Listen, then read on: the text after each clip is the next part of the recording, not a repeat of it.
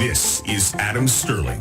If it happens on Vancouver Island, good or bad, we need to talk about it. Every hour, in every show, we dive deep into every nook and cranny of Victoria and BC politics and learn the truth about how your life will be affected. I care about this community, and I care about most of you.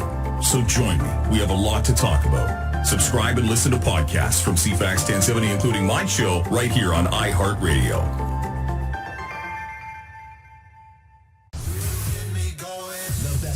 To start an island morning. CFAX Mornings on CFAX 1070.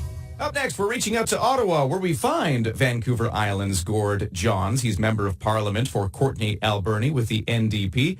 Sir, good morning. How are you? I'm doing well. Thank you very much. Nice to be calling in from Ottawa and say hello to everyone on Vancouver Island. I understand you're actually walking into the House of Commons as we speak as you get ready for the day. That's right. I just walked into the lobby right outside the House of Commons, and yeah, like I was saying earlier, that all my colleagues agree that Vancouver Island deserves more investment.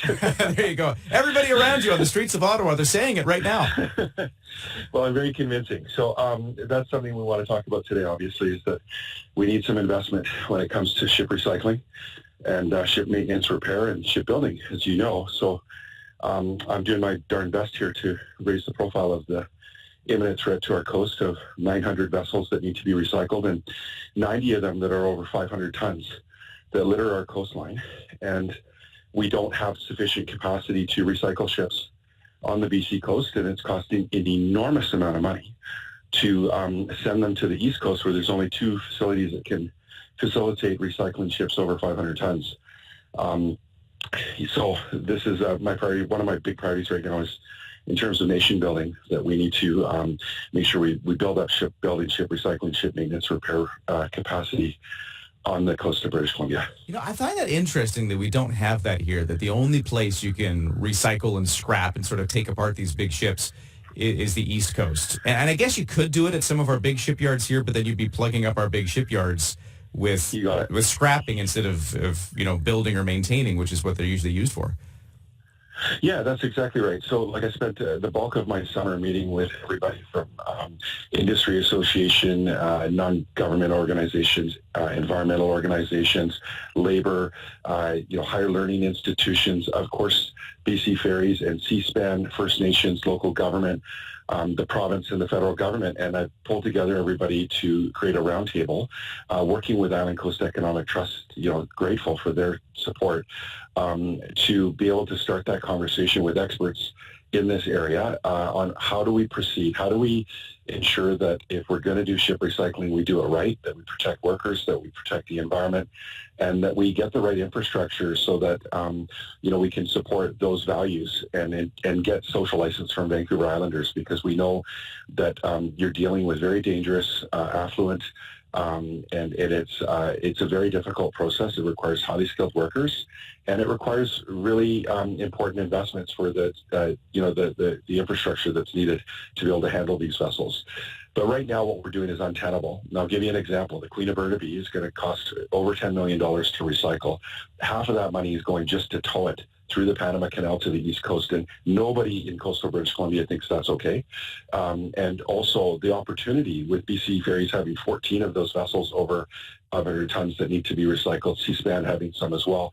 Both are interested in potentially signing a master service agreement. So we have an economic pipeline to be able to, justify the business case for building that sort of infrastructure in places like Port Alberni.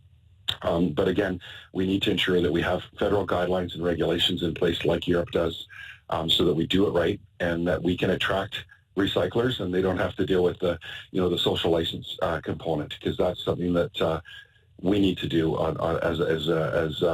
as politicians in ensuring that we have legislation and guidelines in play. You mentioned Port Alberni as a potential location for such a ship recycling facility. Why Port Alberni? Well, Port Alberni is the only deep-sea port on the west coast of Vancouver Island. It's an underutilized port, has plenty of industrial land. It's done lots of industrial activity. So it's well-positioned in terms of, as well, the workforce. You've got a highly skilled trade workforce that's there. Also, we're in close proximity to Victoria and Vancouver, the big shipyards with the even higher skilled workers that you need to potentially bring in for certain components of it. and it's the most affordable place in southwestern BC in terms of small rural cities. So there's a lot going for it. It's a city that's going through transition. As we know, the forest sector has been struggling, and Port Alberni is heavily reliant on the forest sector. We need to diversify and build a more resilient economy. This plays into that. But right now, if we don't deal with the 900 vessels, if we don't deal with the 90 that are over 500 tons, they pose an imminent threat to our coast. So, we're in a box here that, we can't just do nothing. We saw the situation in Union Bay. It was untenable.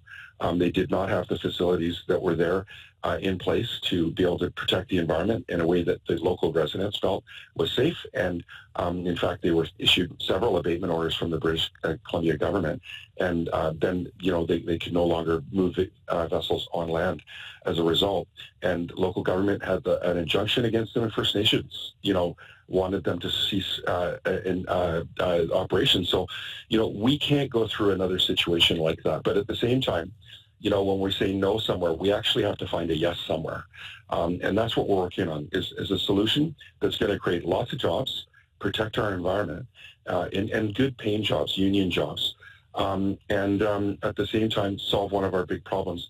And, infrastructure like a dry dock in Port Alberni could do dual purpose. It could help serve our Royal Canadian Navy in terms of maintenance and repair and ship construction, but also it can help us meet our NATO targets. So there's lots of opportunity here for us to weave into what's going on right now in terms of nation building and the language and goals of the Prime Minister and the government of today. So what you need, and I've only got like 30 seconds left, but it sounds like what you need is for the federal government to recognize this as one of those nation-building projects they're talking about, fund the creation of this, and that's what we need?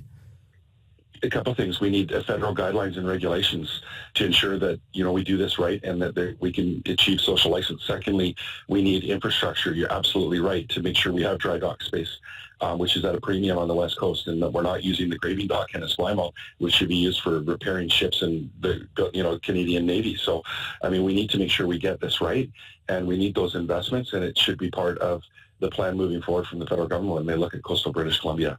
Gord Johns is the Member of Parliament for Courtenay-Alberni. He's with the NDP, and he's joining us on the line here.